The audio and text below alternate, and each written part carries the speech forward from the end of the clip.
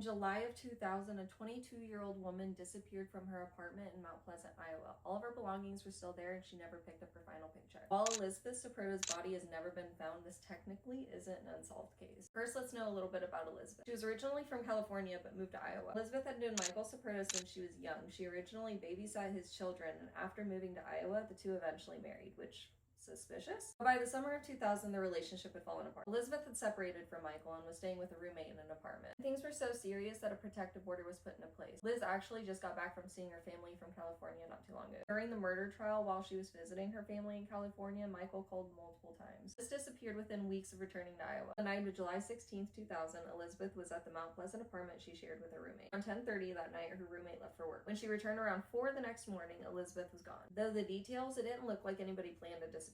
Elizabeth didn't have access to a car and all of her personal belongings were left behind. She would never not collect a paycheck. From that night forward, there was no activity in her bank account and no contact to her family. Another strange detail, the apartment door was reportedly locked on the outside, which kind of contributed to the idea that Elizabeth just kind of left. When somebody goes missing, you look at the spouse or the ex-spouse. So naturally, all the attention gravitated towards Michael. According to court records, Michael admitted that he spoke with Elizabeth by phone at around 10:56 on July 16th, shortly after her roommate left for work. And then another witness said that Michael told him that Elizabeth was at his house that night. The investigators discovered something. A ring. Elizabeth's mother had given her an emerald and diamond ring as a high school graduation gift. People that really knew Liz knew that she wore that all the time. There was even pictures of her wearing that ring. Years later, the investigators finally searched Michael's home. Inside a metal box, they found that ring. And the courts knew that he shouldn't have had that ring. For years, there was no arrest. Michael eventually moved to Colorado, and Liz remained missing. In 2017, the investigators actually reopened the case entirely. November 30th of that year, more than 17 years after Elizabeth had went missing, Michael Syperda was arrested and charged with first-degree murder. He didn't have Elizabeth's body or anything that was like normal in a murder investigation trial. This made it to where the prosecutors had to hit it at a different angle. They used Michael's previous behavior and threats, witness testimony, his contact with Elizabeth that night, and the discovery of the ring. In June of 2018, he was found guilty of first-degree murder. Michael was sentenced to life without parole. Around 2019, Michael appealed. And the Iowa Court of Appeals actually agreed that there was enough evidence to conclude that Elizabeth was dead and that Michael had killed her. But the court said that the prosecutors couldn't necessarily prove beyond a reasonable doubt first-degree murder. The judgment for second-degree murder was entered, and Michael actually got that in 2020. While a conviction answers one question, where's Elizabeth's body?